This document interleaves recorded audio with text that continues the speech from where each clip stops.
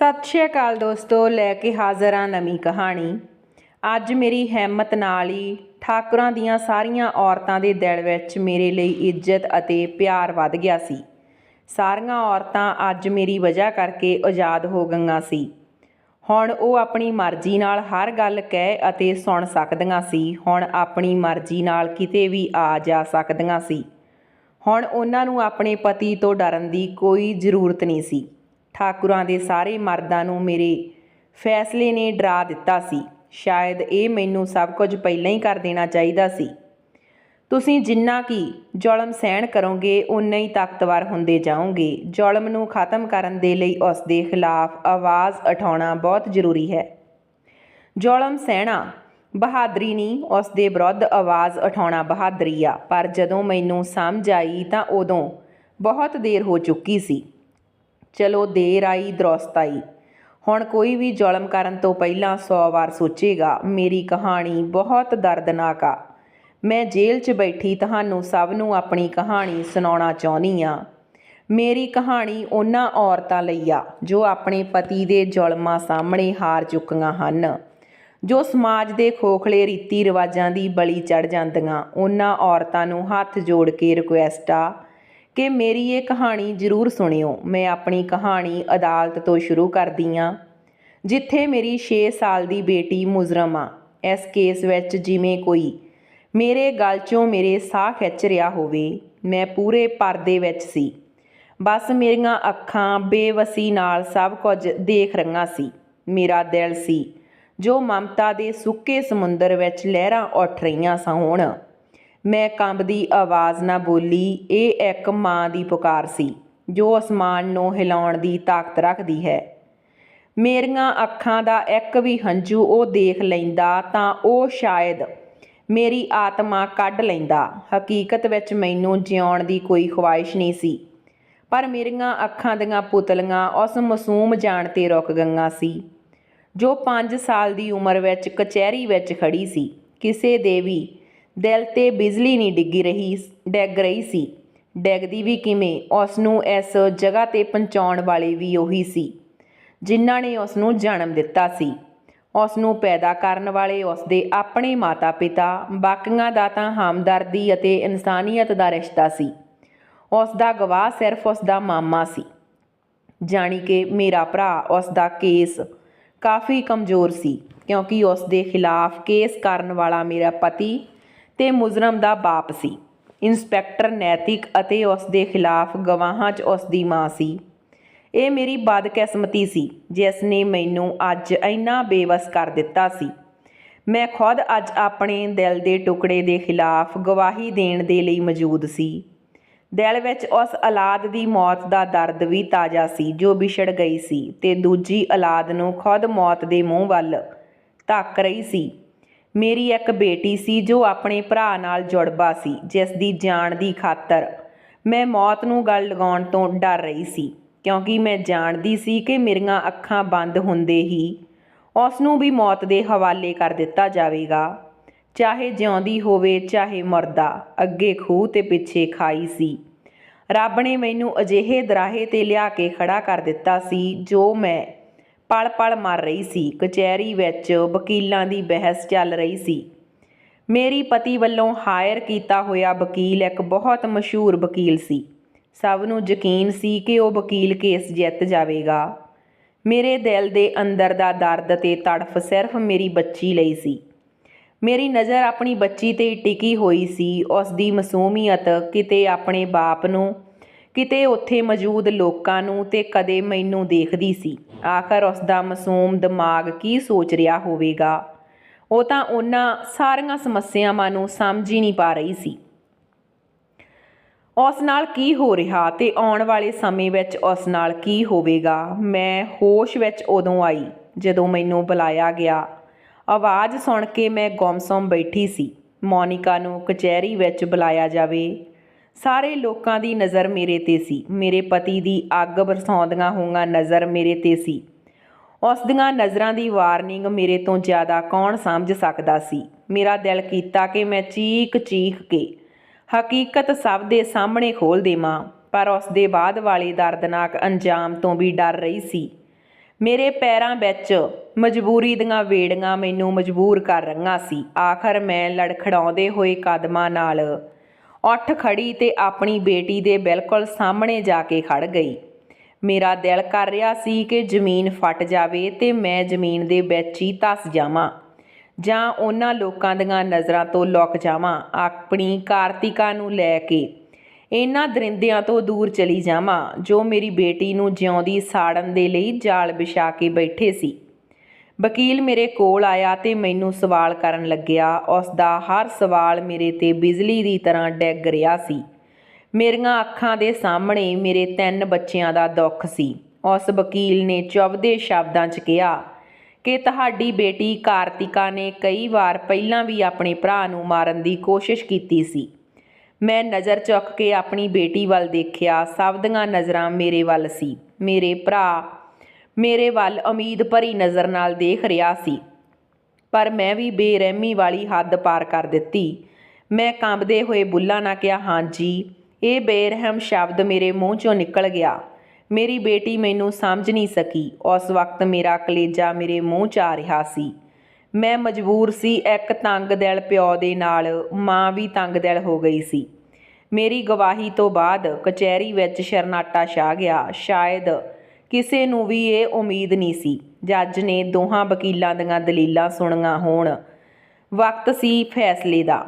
ਮੇਰਾ ਦਿਲ ਜ਼ੋਰ ਨਾਲ ਧੜਕ ਰਿਹਾ ਸੀ। ਮੇਰੇ ਹੱਥ ਪੈਰ ਕੰਬ ਰਹੇ ਸੀ।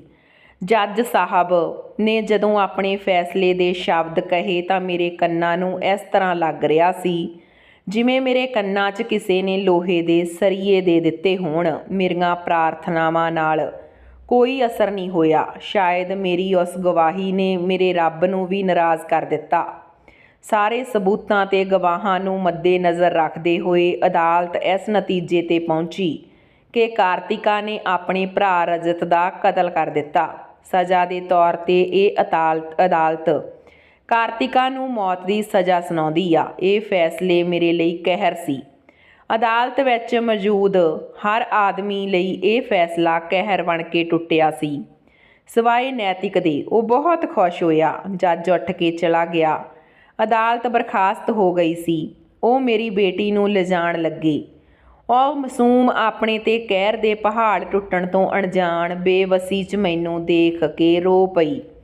ਸ਼ਾਇਦ ਉਹ ਮੇਰੇ ਕੋਲ ਆਉਣਾ ਚਾਹੁੰਦੀ ਸੀ। ਬਹੁਤ ਸੋਹਣੀ ਸੀ ਮੇਰੀ ਬੱਚੀ, ਮੇਰੀ ਕਾਰਤਿਕਾ। ਮੇਰਾ ਦਿਲ ਉਸ ਲਈ ਤੜਫ ਰਿਹਾ ਸੀ। ਉਸ ਨੂੰ ਤਾਂ ਪਤਾ ਵੀ ਨਹੀਂ ਸੀ ਕਿ ਉਸ ਦੇ ਨਾਲ ਕੀ ਹੋਇਆ। ਨੈਤਿਕ ਦੀ ਕਮੀਨੀ ਮੁਸਕਰਾਹਟ ਮੇਰੇ ਚਿਹਰੇ ਅੱਗੋਂ ਹਟ ਨਹੀਂ ਰਹੀ ਸੀ। ਮੈਨੂੰ ਇਸ ਤਰ੍ਹਾਂ ਲੱਗ ਰਿਹਾ ਸੀ ਕਿ ਮੈਂ ਹੁਣੇ ਡਿੱਗ ਕੇ ਮਰ ਜਾਵਾਂਗੀ। ਮੈਂ ਆਪਣੀ ਫੁੱਲ ਵਰਗੀ ਮਾਸੂਮ ਬੱਚੀ 'ਤੇ ਇਹ ਜ਼ੁਲਮ ਬਰਦਾਸ਼ਤ ਨਹੀਂ ਕਰ ਸਕਦੀ ਸੀ। ਮੇਰਾ ਭਰਾ ਮੇਰੇ ਕੋਲ ਆਇਆ। ਉਸ ਦੀਆਂ ਅੱਖਾਂ ਗੁੱਸੇ ਨਾਲ ਸੁਰਖ ਲਾਲ ਸੀ। ਮੈਨੂੰ ਕਹਿਣ ਲੱਗਿਆ, ਤੂੰ ਕਿਹੋ ਜਿਹੀ ਬਦਨਸੀਬ ਮਾਂ, ਤੈਨੂੰ ਤਾਂ ਨਰਕ ਵਿੱਚ ਵੀ ਜਗ੍ਹਾ ਨਹੀਂ ਮਿਲੇਗੀ।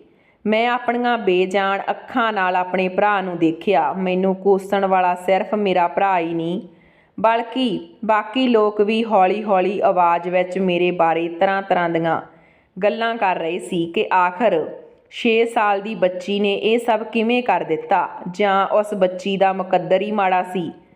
ਲੱਗਦਾ ਨੈਤਿਕ ਅਤੇ ਮੋਨਿਕਾ ਦੀ ਇਹ ਆਪਣੀ ਬੱਚੀ ਨਹੀਂ, ਵਰਨਾ ਆਪਣੀ ਸਕੀ ਔਲਾਦ ਨਾਲ ਇਸ ਤਰ੍ਹਾਂ ਕੌਣ ਕਰਦਾ। ਮੇਰਾ ਦਿਮਾਗ ਹੌਲੀ-ਹੌਲੀ ਬੰਦ ਹੋ ਰਿਹਾ ਸੀ। ਫਿਰ ਮੈਨੂੰ ਚੱਕਰ ਆਇਆ ਤੇ ਮੈਂ ਮੂੰਹ ਦੇ ਬਲ ਡਿੱਗ ਪਈ। ਫਿਰ ਨਹੀਂ ਪਤਾ ਮੇਰੇ ਨਾਲ ਕੀ ਹੋਇਆ। ਬੇਹੋਸ਼ੀ ਤੋਂ ਬਾਅਦ ਜਦੋਂ ਮੈਂ ਅੱਖ ਖੋਲ੍ਹੀ ਤਾਂ ਇੱਧਰ-ਉੱਧਰ ਦੇਖਿਆ ਕਿ ਸ਼ਾਇਦ ਇਹ ਕੋਈ ਬੁਰਾ ਸੁਪਨਾ ਹੋਵੇ। ਇੱਕ ਵਾਰ ਫਿਰ ਉਹ ਸਾਰੀਆਂ ਗੱਲਾਂ ਵਾਰ-ਵਾਰ ਮੇਰੇ ਦਿਮਾਗ ਵਿੱਚ ਉਥਲ-ਪੁਥਲ ਕਰਨ ਲੱਗੀਆਂ। ਇਹ ਕੋਈ ਸੁਪਨਾ ਨਹੀਂ ਸੀ, ਇਹ ਹਕੀਕਤ ਸੀ। ਮੈਂ ਗਰਦਨ ਘੁਮਾ ਕੇ ਦੇਖਿਆ। ਮੇਰਾ ਪਤੀ ਮੇਰੇ ਕੋਲ ਖੜਾ ਸੀ। ਉਹ ਮੈਨੂੰ ਖਾ ਜਾਣ ਵਾਲੀਆਂ ਨਜ਼ਰਾਂ ਨਾਲ ਦੇਖ ਰਿਹਾ ਸੀ ਤੇ ਕਹਿਣ ਲੱਗਿਆ, ਕੀ ਜ਼ਰੂਰਤ ਸੀ ਇੰਨਾ ਤਮਾਸ਼ਾ ਕਰਨ ਦੀ।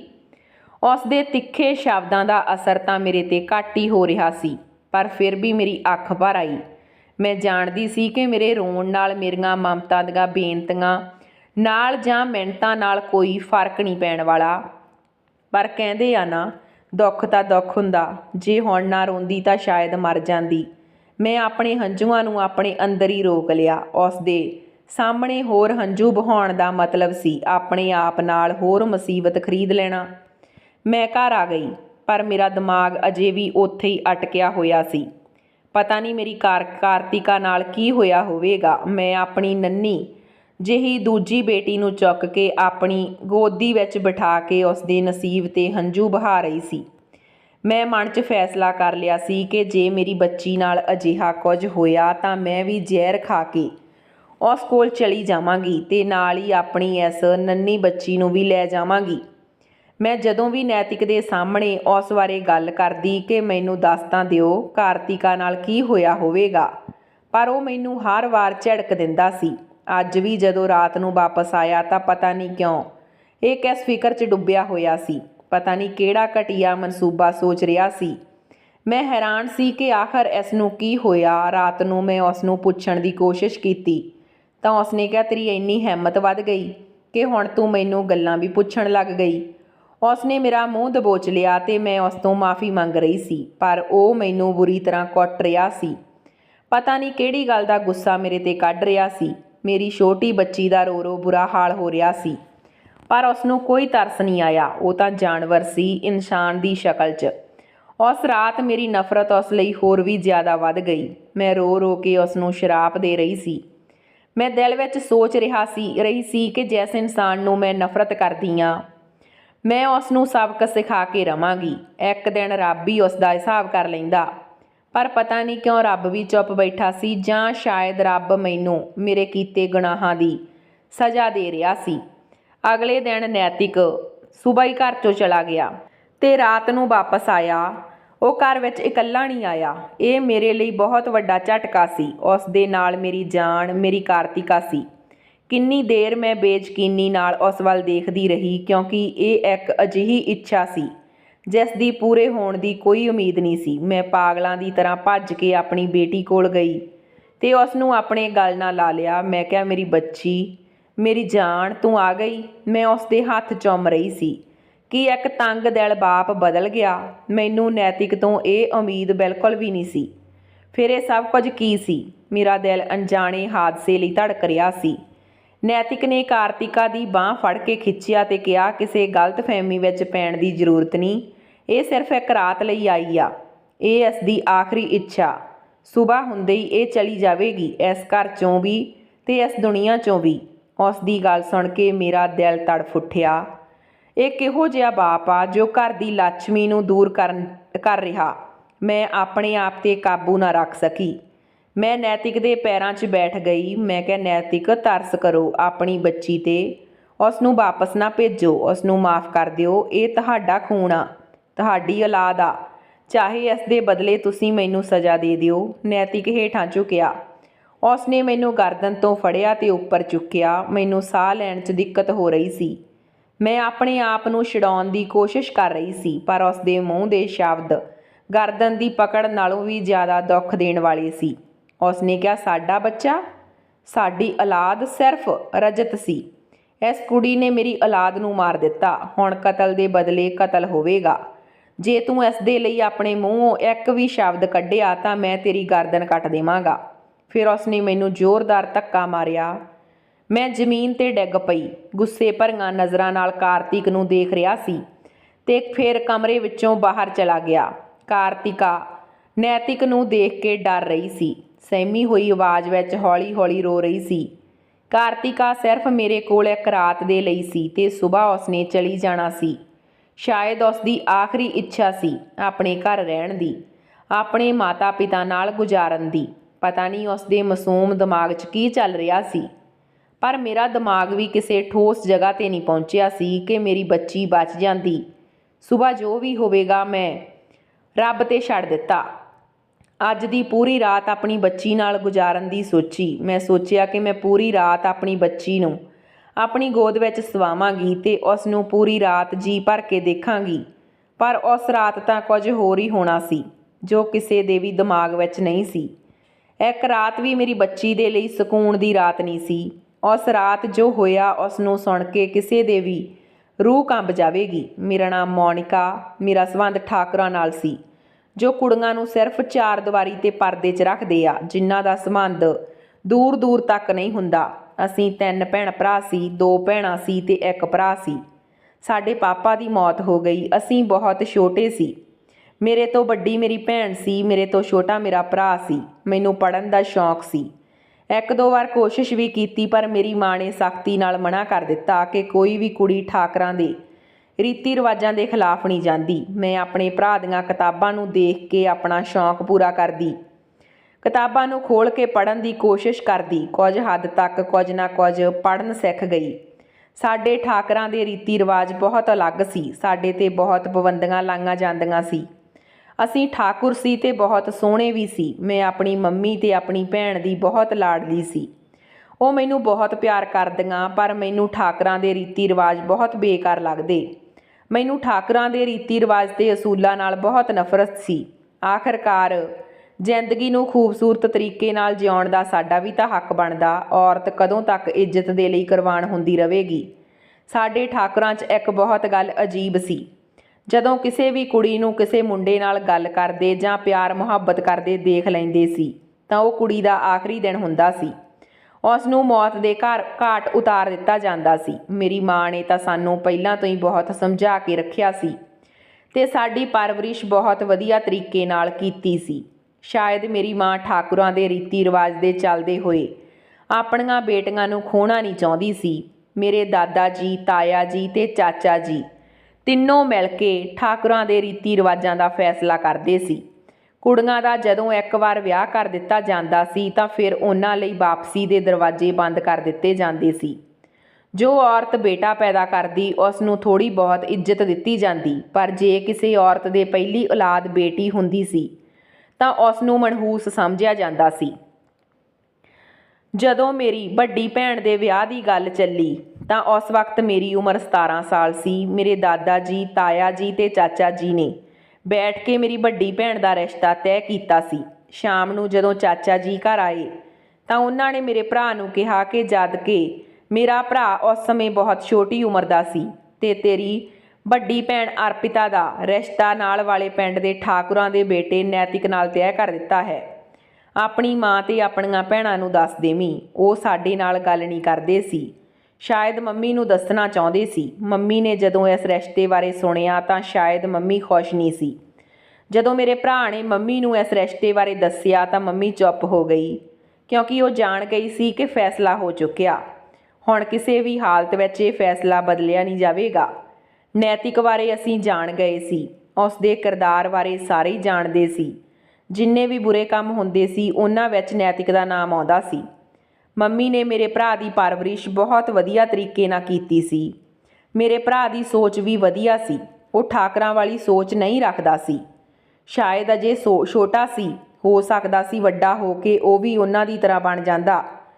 ਫਿਰ ਇਹ ਸੋਚ ਕੇ ਡਰ ਜਾਂਦੀ ਸੀ ਕਿ ਜੋ ਚੀਜ਼ ਇੱਕ ਵਾਰੀ ਫਿਤਰਤ ਵਿੱਚ ਸ਼ਾਮਲ ਹੋ ਜਾਂਦੀ ਆ ਉਹ ਛੇਤੀ ਖਤਮ ਨਹੀਂ ਹੁੰਦੀ। ਜੋ ਅੱਜ ਤੱਕ ਨਰਮ ਤਬੀਅਤ ਦਾ ਮਾਲਕ ਸੀ, ਆਪਣੀ ਮਾਂ ਤੇ ਭੈਣਾਂ ਦੀ ਬਹੁਤ ਇੱਜ਼ਤ ਕਰਦਾ ਸੀ। ਮੈਂ ਜਾਣਦੀ ਸੀ ਕਿ ਅਰਪਿਤਾ ਦੀਦੀ ਵੀ ਇਸ ਰਿਸ਼ਤੇ ਲਈ ਖੁਸ਼ ਨਹੀਂ ਆ, ਪਰ ਇਸ ਫੈਸਲੇ ਤੋਂ ਪਿੱਛੇ ਹਟਣਾ ਵੀ ਮੁਸ਼ਕਲ ਨਹੀਂ ਸੀ। ਉਹਨਾਂ ਨੂੰ ਕਿਸੇ ਵੀ ਹਾਲਤ ਵਿੱਚ ਨੈਤਿਕ ਨਾਲ ਵਿਆਹ ਕਰਵਾਉਣਾ ਹੀ ਪਵੇਗਾ। ਇੱਕ ਦਿਨ ਮੇਰੀ ਭੈਣ ਨੂੰ ਨੈਤਿਕ ਦੇ ਨਾਮ ਦੀ ਅੰਗੂਠੀ ਪਵਾ ਦਿੱਤੀ ਗਈ। ਇਸ ਤਰ੍ਹਾਂ ਮੇਰੀ ਭੈਣ ਨੈਤਿਕ ਦੀ ਮੰਗੇਤਰ ਬਣ ਗਈ। ਮੇਰੀ ਭੈਣ ਬਹੁਤ ਸੋਹਣੀ ਸੀ। ਸ਼ਾਇਦ ਨੈਤਿਕ ਨੇ ਇਸ ਲਈ ਉਸ ਨਾਲ ਵਿਆਹ ਕਰਨ ਦਾ ਫੈਸਲਾ ਲਿਆ ਸੀ। ਸਾਡੇ ਕਿਸੇ ਦੀ ਮੰਗਣੀ ਨੂੰ ਤੋੜਨਾ ਜਾਂ ਕਿਸੇ ਦੀ ਮੰਗੇਤਰ ਵੱਲ ਅੱਖ ਚੁੱਕ ਕੇ ਦੇਖਣਾ ਕਿਸੇ ਬਹੁਤ ਵੱਡੇ ਤੂਫਾਨ ਦੇ ਵੱਲ ਇਸ਼ਾਰਾ ਕਰਦਾ ਸੀ। ਮੰਗਣੀ ਤੋਂ ਬਾਅਦ ਦੀਦੀ ਨੇ ਆਪਣੇ ਆਪ ਨੂੰ ਸਮਝਾ ਲਿਆ ਸੀ, ਕਿਉਂਕਿ ਉਹ ਜਾਣਦੀ ਸੀ ਕਿੰਨਾ ਕੁਝ ਕਰ ਲਵੋ ਪਰ ਕੁਝ ਵੀ ਬਦਲਣ ਵਾਲਾ ਨਹੀਂ। ਦਿਨ ਇਸੇ ਤਰ੍ਹਾਂ ਲੰਘ ਰਹੇ ਸੀ ਜਦੋਂ ਸਾਡੀ ਜ਼ਿੰਦਗੀ 'ਚ ਪਹਿਲੀ ਮੁਸੀਬਤ ਨੇ ਕਦਮ ਰੱਖਿਆ। ਸਾਡੇ ਪਿੰਡ ਵਿੱਚ ਕੋਈ ਸ਼ਹਿਰ ਦਾ ਵਿਅਕਤੀ ਕਿਸੇ ਖੇਤਰ ਦੇ ਵਿਕਾਸ ਲਈ ਆਇਆ ਸੀ। ਉਹ ਸ਼ਾਇਦ ਇਸ ਗੱਲ ਤੋਂ ਅਣਜਾਣ ਸੀ ਕਿ ਸਾਡੇ ਪਿੰਡ ਵਿੱਚ ਕਿਸੇ ਅਣਜਾਣ ਵਿਅਕਤੀ ਨੂੰ ਆਉਣ ਦੀ ਇਜਾਜ਼ਤ ਨਹੀਂ। ਸ਼ਾਇਦ ਸਾਡੀ ਬਦਕਿਸਮਤੀ ਸੀ ਕਿ ਉਹ ਭਟਕਦਾ ਭਟਕਦਾ ਸਾਡੇ ਮਕਾਨ ਕੋਲ ਦੀ ਲੰਘ ਰਿਹਾ ਸੀ। ਸਾਡੇ ਘਰਾਂ ਕੋਲ ਦੀ ਛੋਟੇ-ਛੋਟੇ ਰਸਤੇ ਬਣਾਏ ਗਏ ਸੀ ਤੇ ਅੱਗੇ ਛੋਟੇ-ਛੋਟੇ ਖੇਤ ਸੀ ਜਿਨ੍ਹਾਂ 'ਚ ਸਬਜ਼ੀਆਂ ਲਗਾਈਆਂ ਜਾਂਦੀਆਂ ਸੀ। ਉਸ ਦਿਨ ਮੰਮੀ ਦੀ ਤਬੀਅਤ ਖਰਾਬ ਸੀ। ਅਰਪਿਤਾ ਦੀਦੀ ਨੂੰ ਸਬਜ਼ੀ ਲੈਣ ਲਈ ਬਾਹਰ ਨਿਕਲਣਾ ਪਿਆ। ਅਰਪਿਤਾ ਦੀਦੀ ਸਬਜ਼ੀ ਲੈ ਕੇ ਵਾਪਸ ਆ ਰਹੀ ਸੀ ਤਾਂ ਉਸ ਦੀ ਟੱਕਰ ਸ਼ਹਿਰੀ ਮੁੰਡੇ ਨਾਲ ਹੋ ਗਈ। ਇੱਥੇ ਆਉਣਾ ਕਿਸੇ ਅਣਜਾਣ ਵਿਅਕਤੀ ਲਈ ਬਹੁਤ ਮੁਸ਼ਕਲ ਸੀ। ਸ਼ਾਇਦ ਉਹ ਸਾਡੇ ਇਲਾਕੇ ਬਾਰੇ ਜਾਣਨਾ ਚਾਹੁੰਦਾ ਸੀ। ਉਸਨੇ ਦੀਦੀ ਨੂੰ ਕੁਝ ਪੁੱਛਣ ਦੇ ਲਈ ਰੋਕਿਆ। ਦੀਦੀ ਅਣਜਾਣ ਆਦਮੀ ਦੇ ਰੋਕਣ 'ਤੇ ਡਰਨ ਲਈ ਮਜਬੂਰ ਹੋ ਗਈ। ਸ਼ਾਇਦ ਉਹ ਆਦਮੀ ਨਹੀਂ ਜਾਣਦਾ ਸੀ ਕਿ ਇਸ ਤਰ੍ਹਾਂ ਦੀਦੀ ਨੂੰ ਰੋਕਣ ਨਾਲ ਦੀਦੀ ਦੀ ਜ਼ਿੰਦਗੀ ਖਰਾਬ ਹੋ ਜਾਵੇਗੀ। ਦੀਦੀ ਡਰ ਕੇ ਘਰ ਤੋਂ ਭੱਜ ਆਈ। ਘਰ ਆ ਕੇ ਵੀ ਦੀਦੀ ਬਹੁਤ ਡਰ ਰਹੀ ਸੀ, ਬੁਰੀ ਤਰ੍ਹਾਂ ਕੰਬ ਰਹੀ ਸੀ। ਅਸੀਂ ਵੀ ਦੀਦੀ ਨੂੰ ਦੇਖ ਕੇ ਡਰ ਰਹੀਆਂ ਸੀ। ਅਰਪਿਤਾ ਨਾਲ ਕੀ ਹੋਇਆ ਹੋਵੇਗਾ। ਫਿਰ ਦੀਦੀ ਨੇ ਡਰਦੇ ਡਰਦੇ ਸਾਨੂੰ ਪੂਰੀ ਗੱਲ ਦੱਸੀ। ਅਸੀਂ ਵੀ ਬਹੁਤ ਘਬਰਾ ਗਈਆਂ ਕਿ ਹੁਣ ਤੱਕ ਤਾਂ ਇਹ ਗੱਲ ਬਹੁਤ ਦੂਰ ਤੱਕ ਫੈਲ ਚੁੱਕੀ ਹੋਵੇਗੀ। ਪਤਾ ਨਹੀਂ ਉਸ ਆਦਮੀ ਨਾਲ ਹੁਣ ਕੀ ਹੋਵੇਗਾ। ਤੇ ਮੇਰੀ ਦੀਦੀ, ਜਿਸ ਦਾ ਕੋਈ ਕਸੂਰ ਨਹੀਂ ਸੀ, ਮੈਂ ਜਾਣਦੀ ਸੀ ਕਿ ਹੁਣ ਦੀਦੀ ਨੂੰ ਬਿਨਾਂ ਗਲਤੀ ਦੇ ਬਲੀ ਚੜ੍ਹਾ ਦਿੱਤਾ ਜਾਵੇਗਾ। ਮੇਰੀ ਮੰਮੀ ਵੀ ਬਹੁਤ ਘਬਰਾ ਗਈ। ਉਸ ਨੇ ਦੀਦੀ ਨੂੰ ਆਪਣੇ ਗਲ ਨਾਲ ਲਾ ਲਿਆ। ਅਸੀਂ ਤਿੰਨੇ ਬਿਨਾਂ ਆਵਾਜ਼ਾਂ ਦੇ ਰੋ ਰਹੀਆਂ ਸੀ।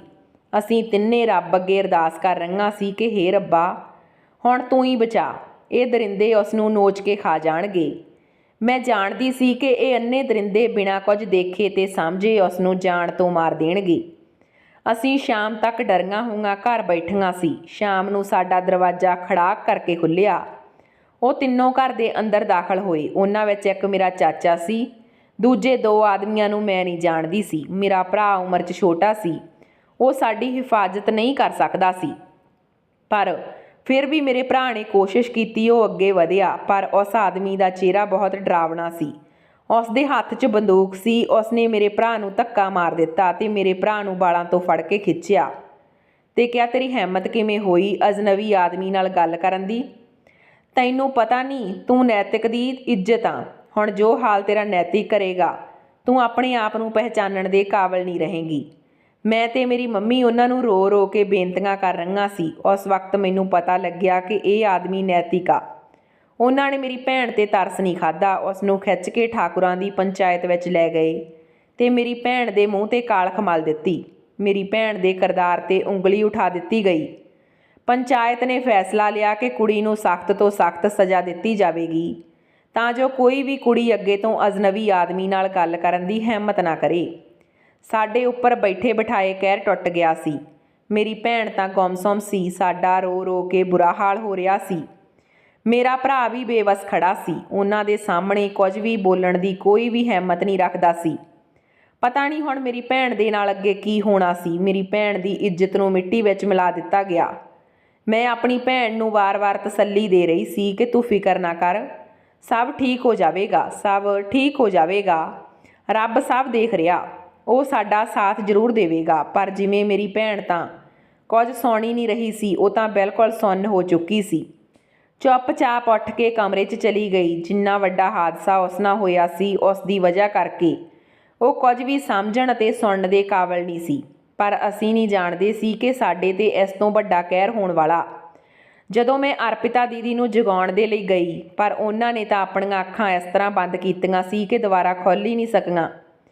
ਮੈਂ ਚੀਖ ਕੇ ਉਸ ਨੂੰ ਬੁਲਾ ਰਹੀ ਸੀ, ਪਰ ਸ਼ਾਇਦ ਉਹ ਇੰਨੀ ਬਦਨਾਮੀ ਹੋਣ ਤੋਂ ਬਾਅਦ ਜਿਉਣਾ ਹੀ ਨਹੀਂ ਚਾਹੁੰਦੀ ਸੀ। ਉਸ ਨੇ ਜ਼ਹਿਰ ਖਾ ਲਿਆ ਸੀ। ਉਹ ਇਸ ਦੁਨੀਆ ਤੋਂ ਚਲੀ ਗਈ। ਉਹਨਾਂ ਦਰਿੰਦਿਆਂ ਨੂੰ ਉਸ ਦੀ ਮੌਤ 'ਤੇ ਤਰਸ ਨਹੀਂ ਆਇਆ। ਸਾਨੂੰ ਅਰਪਿਤਾ ਦੀਦੀ ਦੀ ਮੌਤ ਦਾ ਬਹੁਤ ਸਦਮਾ ਲੱਗਿਆ। ਲੋਕਾਂ ਦੀਆਂ ਗੱਲਾਂ ਤੇ ਤਾਨਿਆਂ ਨੇ ਸਾਨੂੰ ਜਿਉਣਾ ਮੁਸ਼ਕਲ ਕਰ ਦਿੱਤਾ। ਸਾਡੇ ਨਾਲ ਸਾਰੇ ਸੰਬੰਧ ਤੋੜ ਦਿੱਤੇ ਗਏ। ਇਸ ਗੱਲ ਨੂੰ ਇਹ ਅੰਜਾਮ ਦਿੱਤਾ ਗਿਆ ਤਾਂ ਕਿ ਅੱਗੇ ਤੋਂ ਠਾਕਰਾਂ ਦੀ ਕੋਈ ਵੀ ਕੁੜੀ ਇਸ ਰਸਤੇ 'ਤੇ ਨਾ ਚੱਲ ਸਕੇ। ਦਿਲ ਕਰਦਾ ਸੀ ਕਿ ਘਰ ਤੋਂ ਬਾਹਰ ਜਾਵਾਂ ਤੇ ਚੀਖ ਕੇ ਲੋਕਾਂ ਨੂੰ ਪੁੱਛਾਂ, ਤੁਹਾਡੇ ਫਾਲਤੂ ਦੇ ਰੀਤੀ ਰਿਵਾਜਾਂ ਨੇ ਮੇਰੀ ਮਾਸੂਮ ਅਤੇ ਬੇਕਸੂਰ ਭੈਣ ਦੀ ਜਾਨ ਲੈ ਲਈ। ਉਸ ਦਾ ਕੀ ਕਸੂਰ ਸੀ? ਮੇਰੀ ਮੰਮੀ ਦਿਨੋਂ ਦਿਨ ਬਿਮਾਰ ਹੋ ਰਹੀ ਸੀ। ਜਵਾਨ ਬੇਟੀ ਦਾ ਦੁੱਖ ਉਸ ਨੂੰ ਅੰਦਰੋਂ ਅੰਦਰੀ ਖਾ ਰਿਹਾ ਸੀ। ਇੱਕ ਸ਼ਾਮ ਫਿਰ ਉਹ ਲੋਕ ਸਾਡੇ ਘਰ ਆਏ। ਉਹਨਾਂ ਨੂੰ ਦੇਖ ਕੇ ਮੇਰੀਆਂ ਅੱਖਾਂ 'ਚ ਗੁੱਸਾ ਉਤਰ ਆਇਆ। ਮੈਂ ਕਿਹਾ, ਇਹਨਾਂ ਨੂੰ ਚੈਨ ਨਹੀਂ ਆਇਆ, ਇਹ ਦੁਬਾਰਾ ਸਾਡੇ ਜ਼ਖਮਾਂ 'ਤੇ ਲੂਣ ਛਿੜਕਣ ਦੇ ਲਈ ਆ ਗਏ। ਮੰਮੀ ਨੇ ਮੈਨੂੰ ਰੋਕਿਆ ਕਿ ਜੇ ਉਹਨਾਂ ਨੇ ਤੇਰੀ ਇਹ ਗੱਲ ਸੁਣ ਲਈ ਤਾਂ ਆਪਣੇ 'ਤੇ ਨਵੀਂ ਮੁਸੀਬਤ ਆ ਜਾਵੇਗੀ। ਜਿਸ ਮਕਸਦ ਲਈ ਉਹ ਸਾਡੇ ਘਰ ਆਏ ਸੀ, ਉਹ ਸੁਣ ਕੇ ਮੇਰੇ ਤਣ ਬਦਨ ਨੂੰ ਅੱਗ ਲੱਗ ਗਈ।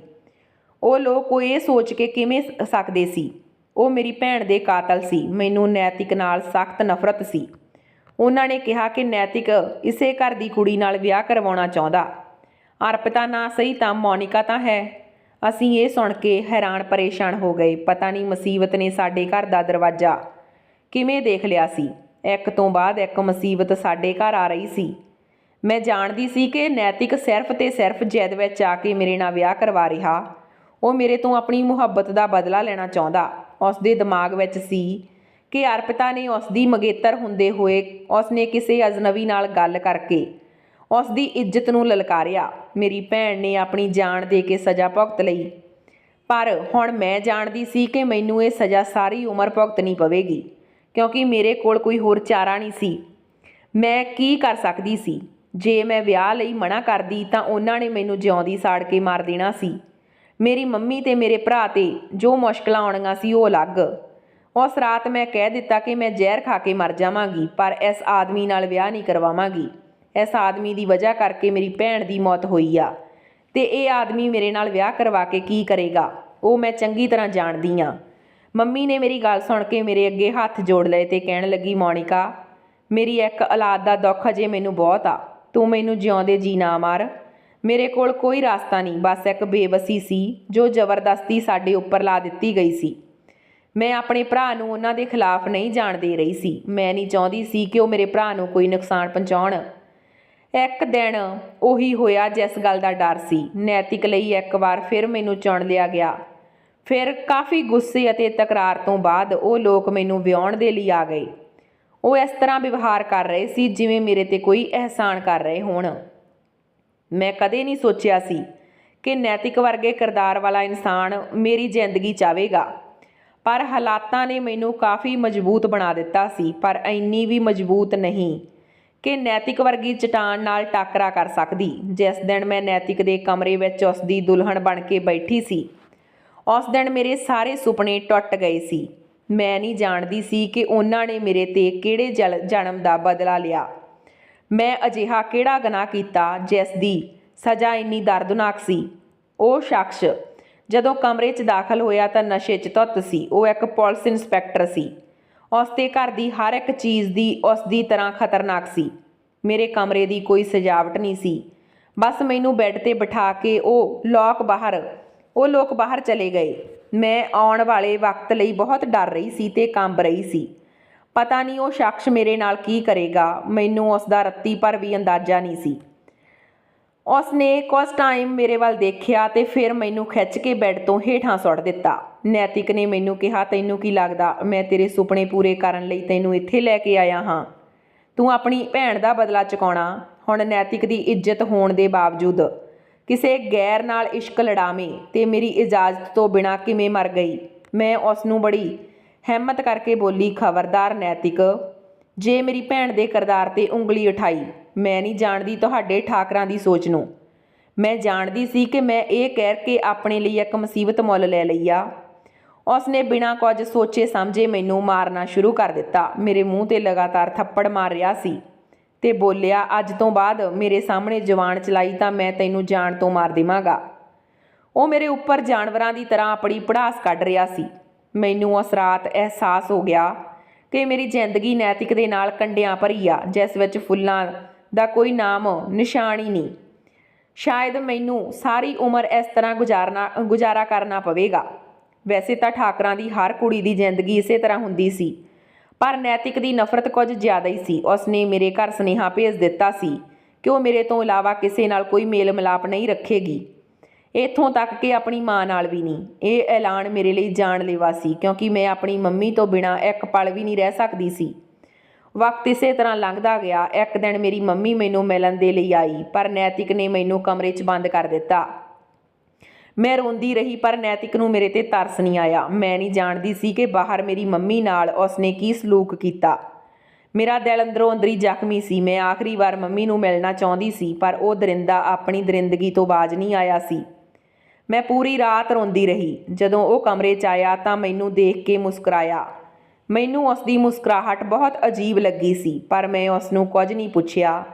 ਜੇ ਮੈਂ ਉਸ ਨੂੰ ਪੁੱਛਦੀ ਤਾਂ ਉਸ ਨੇ ਕਿਹੜਾ ਮੈਨੂੰ ਦੱਸ ਦੇਣਾ ਸੀ। ਮੈਂ ਚੁੱਪਚਾਪ ਰਹੀ।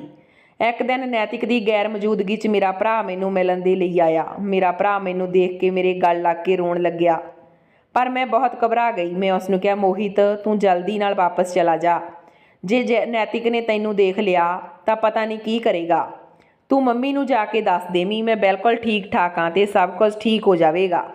ਮੋਹਿਤ ਸਿਰਫ ਰੋਂਦਾ ਹੋਇਆ ਨਾ ਵਿੱਚ ਸਿਰ ਹਿਲਾ ਰਿਹਾ ਸੀ। ਮੈਂ ਉਸ ਨੂੰ ਨਹੀਂ ਸਮਝ ਸਕੀ ਕਿ ਉਹ ਕੀ ਕਹਿਣਾ ਚਾਹੁੰਦਾ। ਉਹ ਬੁਰੀ ਤਰ੍ਹਾਂ ਰੋ ਰਿਹਾ ਸੀ।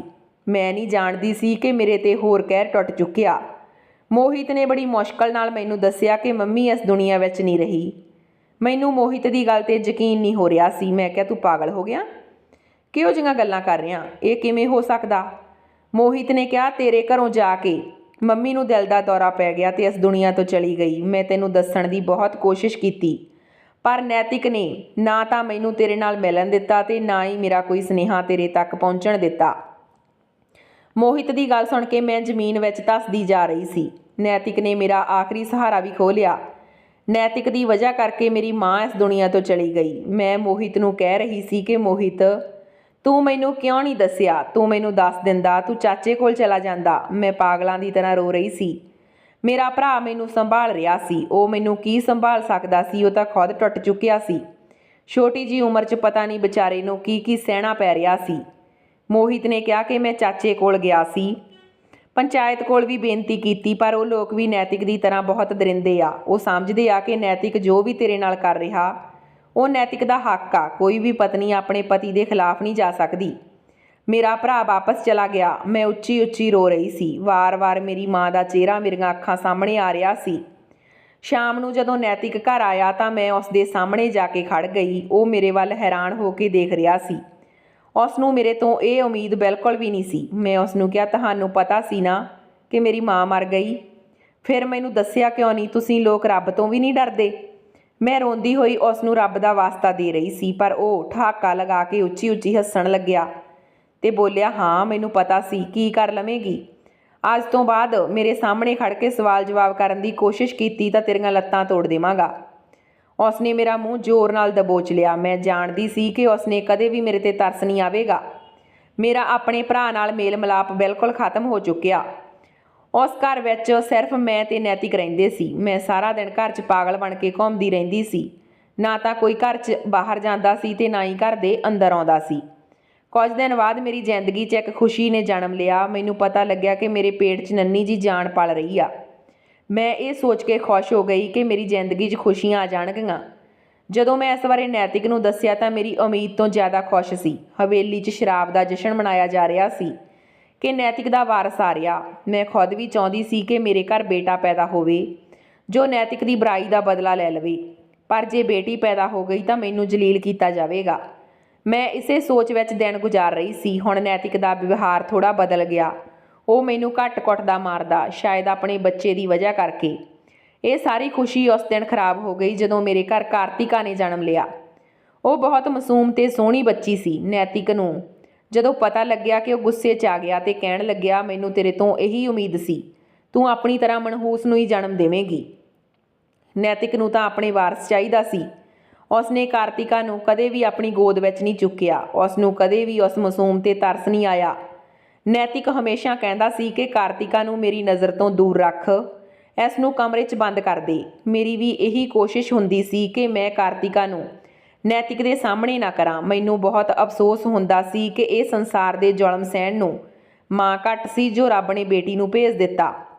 ਕਾਰਤਿਕਾ ਹੌਲੀ ਹੌਲੀ ਵੱਡੀ ਹੋ ਰਹੀ ਸੀ, ਪਰ ਨੈਤਿਕ ਨੂੰ ਕੋਈ ਫਰਕ ਨਹੀਂ ਪੈਂਦਾ ਸੀ। ਉਹ ਤਾਂ ਕਾਰਤਿਕਾ ਨੂੰ ਮਨਹੂਸ ਸਮਝਦਾ ਸੀ।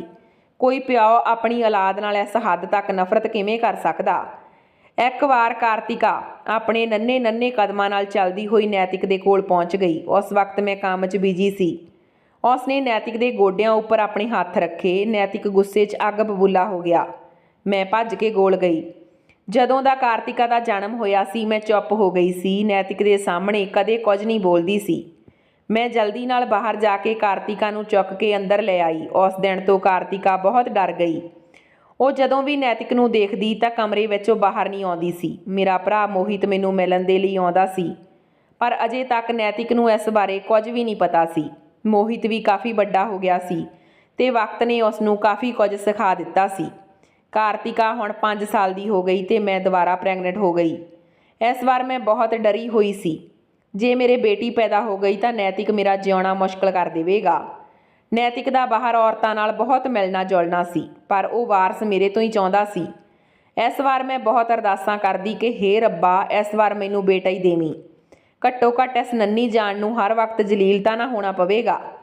ਕਾਰਤਿਕਾ ਨਾਲ ਜੋ ਕੁਝ ਵੀ ਹੋ ਰਿਹਾ ਸੀ ਉਹ ਸਭ ਕੁਝ ਦੇਖ ਕੇ ਮੇਰੇ ਅੰਦਰ ਬਹੁਤ ਡਰ ਬੈਠ ਗਿਆ ਕਿ ਜੇ ਇਸ ਵਾਰ ਵੀ ਬੇਟੀ ਪੈਦਾ ਹੋਈ ਤਾਂ ਨੈਤਿਕ ਮੈਨੂੰ ਘਰ ਤੋਂ ਕੱਢ ਦੇਵੇਗਾ। ਦਿਨ ਨਜ਼ਦੀਕ ਆ ਰਹੇ ਸੀ। ਉਹਨਾਂ ਦਿਨਾਂ 'ਚ ਮੇਰੀ ਤਬੀਅਤ ਖਰਾਬ ਰਹਿਣ ਲੱਗ ਗਈ ਤਾਂ ਇੱਕ ਦਿਨ ਅਸੀਂ ਡਾਕਟਰ ਕੋਲ ਚੈੱਕਅਪ ਕਰਵਾਉਣ ਗਏ ਤਾਂ ਵਾਪਸੀ ਸਮੇਂ ਨੈਤਿਕ ਦੇ ਦੋਸਤ ਕੋਲ ਰੁਕ ਗਏ। ਮੈਨੂੰ ਉੱਥੇ ਕੋਈ ਵੀ ਗੱਲਬਾਤ ਕਰਨ ਤੋਂ ਮਨ੍ਹਾ ਕੀਤਾ ਗਿਆ ਸੀ। ਨੈਤਿਕ ਦਾ ਦੋਸਤ ਬਹੁਤ ਚੰਗਾ ਸੀ। ਉਹ ਵੀ ਪੁਲਿਸ ਵਿੱਚ ਜੌਬ ਕਰਦਾ ਸੀ। ਉਸਨੇ ਸਾਡੀ ਬਹੁਤ ਵਧੀਆ ਢੰਗ ਨਾਲ ਆਓ ਭਗਤ ਕੀਤੀ। ਨੈਤਿਕ ਵੀ ਉਸਦੇ ਸਾਹਮਣੇ ਮੇਰੇ ਨਾਲ ਵਧੀਆ ਢੰਗ ਨਾਲ ਗੱਲ ਕਰ ਰਿਹਾ ਸੀ। ਉਸਦੇ ਦੋਸਤ ਦਾ ਨਾਂ ਅਕਰਮ ਸੀ। ਫਿਰ ਅਸੀਂ ਘਰ ਵਾਪਸ ਆ ਗਏ। ਤਕਰੀਬਨ 20 ਦਿਨ ਬਾਅਦ ਮੈਂ ਜੁੜਵਾ ਬੱਚਿਆਂ ਨੂੰ ਜਨਮ ਦਿੱਤਾ, ਇੱਕ ਬੇਟੀ ਤੇ ਇੱਕ ਬੇਟਾ। ਨੈਤਿਕ ਬੇਟੀ ਦੀ ਪੈਦਾਇਸ਼ ਨੂੰ ਨਜ਼ਰਅੰਦਾਜ਼ ਕਰਕੇ ਬੇਟੇ ਦੇ ਜਨਮ 'ਤੇ ਬਹੁਤ ਖੁਸ਼ ਸੀ ਤੇ ਧੂਮ-ਧਾਮ ਨਾਲ ਜਸ਼ਨ ਮਨਾ ਰਿਹਾ ਸੀ। ਨੈਤਿਕ ਨੇ ਘਰ 'ਚ ਬਹੁਤ ਵੱਡਾ ਫੰਕਸ਼ਨ ਰੱਖਿਆ ਸੀ ਤੇ ਆਪਣੇ ਸਾਰੇ ਪੁਲਿਸ ਸਟਾਫ ਨੂੰ ਇਨਵਾਈਟ ਕੀਤਾ ਸੀ। ਮੈਂ ਵੀ ਇਹ ਸੋਚ ਕੇ ਖੁਸ਼ ਹੋ ਰਹੀ ਸੀ ਕਿ ਚਲੋ ਘੱਟ ਤੋਂ ਘੱਟ ਆਪਣੇ ਬੇਟੇ ਨੂੰ ਪਿਆਰ ਤਾਂ ਕਰਦਾ। ਨੈਤਿਕ ਨੇ ਮੈਨੂੰ ਸਖਤੀ ਨਾਲ ਮਨ੍ਹਾ ਕੀਤਾ ਹੋਇਆ ਸੀ ਕਿ ਕਾਰਤਿਕਾ ਤੇ ਸਾਡੀ ਦੂਜੀ ਬੇਟੀ ਆਰਸ਼ੀ ਮੇਰੇ ਬੇਟੇ ਦੇ ਨਜ਼ਦੀਕ ਨਹੀਂ ਆਉਣੀਆਂ ਚਾਹੀਦੀਆਂ। ਮੈਂ ਉਹਨਾਂ ਨੂੰ ਨੈਤਿਕ ਦੇ ਸਾਹਮਣੇ ਰਜਤ ਤੋਂ ਦੂਰ ਰੱਖਦੀ। ਪਰ ਜਦੋਂ ਨੈਤਿਕ ਚਲਾ ਜਾਂਦਾ ਸੀ ਤਾਂ ਦੋਨੋਂ ਭੈਣਾਂ ਆਪਣੇ ਭਰਾ ਰਜਤ ਨਾਲ ਖੇਡਦੀਆਂ। ਕਾਰਤਿਕਾ ਹਮੇਸ਼ਾ ਦੇਖਦੀ ਸੀ ਕਿ ਪਾਪਾ ਸਿਰਫ ਰਜਤ ਨੂੰ ਹੀ ਪਿਆਰ ਕਰਦੇ ਆ। ਕਾਰਤਿਕਾ ਹੁਣ 6 ਸਾਲ ਦੀ ਹੋ ਚੁੱਕੀ ਸੀ ਤੇ ਨੈਤਿਕ ਦਾ ਸਾਡਾ ਤਿੰਨਾਂ ਮਾਵਾਂ ਧੀਆਂ ਨਾਲ ਵਿਵਹਾਰ ਇੱਕੋ ਜਿਹਾ ਸੀ। ਪਰ ਆਪਣੇ ਬੇਟੇ ਰਜਤ 'ਤੇ ਜਾਨ ਛਿੜਕਦਾ ਸੀ। ਮੇਰਾ ਭਰਾ ਇੱਕ ਵਾਰ ਫਿਰ ਮੈਨੂੰ ਮਿਲਣ ਆਇਆ। ਉਹ ਮੈਨੂੰ ਤਸੱਲੀ ਦਿੱਤੀ ਕਿ ਰਜਤ ਦੇ ਜਨਮ ਤੋਂ ਬਾਅਦ ਮੇਰੀ ਹਾਲਾਤ ਕੁਝ ਠੀਕ ਆ। ਪਰ ਮੇਰੀ ਇਹ ਸੋਚ ਗਲਤ ਸੀ ਕਿਉਂਕਿ ਮੇਰੇ 'ਤੇ ਹੋਰ ਬਹੁਤ ਸਾਰੀਆਂ ਮੁਸੀਬਤਾਂ ਆਉਣੀਆਂ ਸੀ। ਇੱਕ ਦਿਨ ਮੇਰੀ ਤਬੀਅਤ ਬਹੁਤ ਖਰਾਬ ਸੀ। ਨੈਤਿਕ ਘਰ ਵਿੱਚ ਨਹੀਂ ਸੀ। ਮੈਂ ਆਰਸ਼ੀ ਨੂੰ ਸੁਵਾ ਦਿੱਤਾ। ਰਜਤ ਬੈੱਡ 'ਤੇ ਪਿਆ ਸੀ ਤੇ ਕਾਰਤਿਕਾ ਉਸ ਨਾਲ ਖੇਡ ਰਹੀ ਸੀ। ਮੈਂ ਕਿਚਨ 'ਚ ਕੰਮ ਕਰ ਰਹੀ ਸੀ। ਆਰਸ਼ੀ ਤਾਂ ਸੁੱਤੀ ਪਈ ਸੀ। ਮੈਨੂੰ ਰਜਤ ਦੇ ਰੋਣ ਦੀ ਆਵਾਜ਼ ਸੁਣੀ। ਮੈਂ ਜਲਦੀ ਨਾਲ ਹੱਥ ਧੋਣ ਲੱਗ ਗਈ। ਇਸ ਤੋਂ ਪਹਿਲਾਂ ਮੈਂ ਪਹੁੰਚਦੀ ਕਿ ਮੈਨੂੰ ਕਿਸੇ ਚੀਜ਼ ਦੇ ਡਿੱਗਣ ਦੀ ਆਵਾਜ਼ ਆਈ। ਸ਼ਾਇਦ ਮੇਰੀ ਹੋਰ ਬਦਕਿਸਮਤੀ ਸੀ। ਉਸੇ ਵਕਤ ਨੈਤਿਕ ਘਰ ਵਿੱਚ ਆ ਗਿਆ। ਮੈਂ ਉਸ ਨੂੰ ਦੇਖ ਕੇ ਜਲਦੀ ਨਾਲ ਕਮਰੇ 'ਚ ਗਈ ਪਰ ਮੇਰੇ ਪੈਰਾਂ ਹੇਠੋਂ ਜ਼ਮੀਨ ਨਿਕਲ ਗਈ। ਰਜਤ ਬੈੱਡ ਤੋਂ ਹੇਠਾਂ ਡਿੱਗਿਆ ਪਿਆ ਸੀ ਤੇ ਉਹ ਖੂਨ ਨਾਲ ਲੱਥ-ਪੱਥ ਸੀ। ਕਾਰਤਿਕਾ ਡਰੀ ਹੋਈ ਕੋਲ ਖੜੀ ਸੀ। ਸ਼ਾਇਦ ਕਾਰਤਿਕਾ ਦੇ ਹੱਥੋਂ ਰਜਤ ਛੁੱਟ ਕੇ ਜ਼ਮੀਨ 'ਤੇ ਡਿੱਗ ਪਿਆ। ਨੈਤਿਕ ਮੇਰੇ ਪਿੱਛੇ ਖੜਾ ਉੱਚੀ ਆਵਾਜ਼ ਵਿੱਚ ਬੋਲਿਆ, ਮੇਰੀ ਜਾਨ ਨਿਕਲ ਗਈ। ਨੈਤਿਕ ਨੇ ਜਲਦੀ ਨਾਲ ਰਜਤ ਨੂੰ ਚੁੱਕਿਆ ਤੇ ਹਸਪੀਟਲ ਲੈ ਗਿਆ। ਇੱਧਰ ਮੈਂ ਬਹੁਤ ਜ਼ਿਆਦਾ ਡਰ ਗਈ।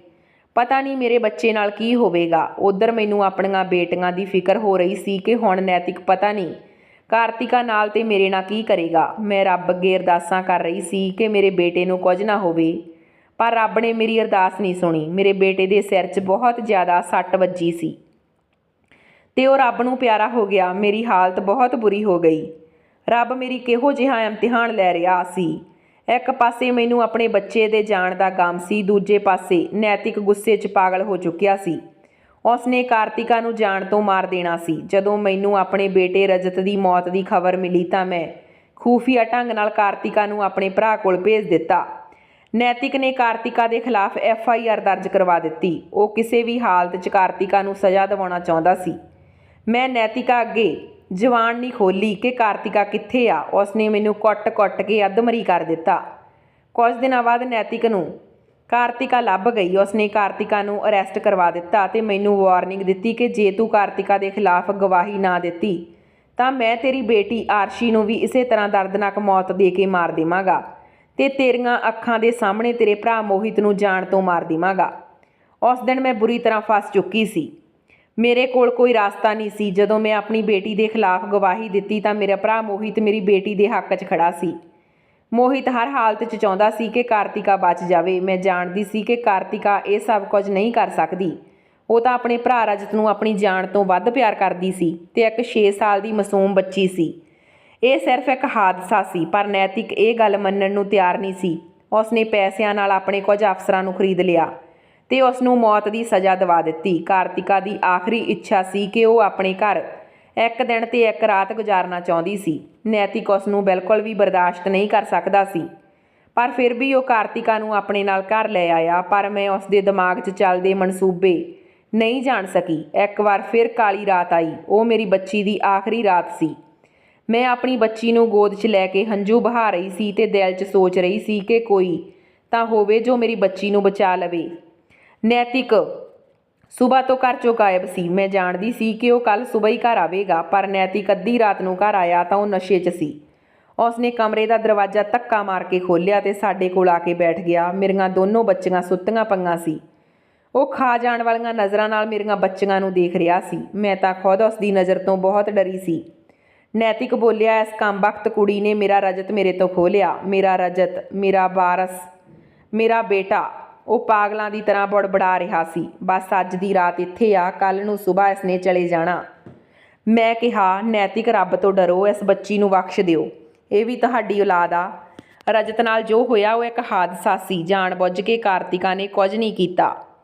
ਮੈਂ ਵਾਰ-ਵਾਰ ਹੱਥ ਜੋੜ ਕੇ ਨੈਤਿਕ ਦੀਆਂ ਮਿੰਨਤਾਂ ਕਰ ਰਹੀ ਸੀ, ਪਰ ਉਹ ਮੇਰੀ ਗੱਲ ਨਹੀਂ ਸੁਣ ਰਿਹਾ ਸੀ। ਉਸਨੇ ਝਟਕੇ ਨਾਲ ਕਾਰਤਿਕਾ ਨੂੰ ਮੇਰੇ ਤੋਂ ਖੋਹ ਲਿਆ। ਕਾਰਤਿਕਾ ਜਾਗ ਚੁੱਕੀ ਸੀ ਤੇ ਉਹ ਡਰ ਕੇ ਰੋ ਰਹੀ ਸੀ।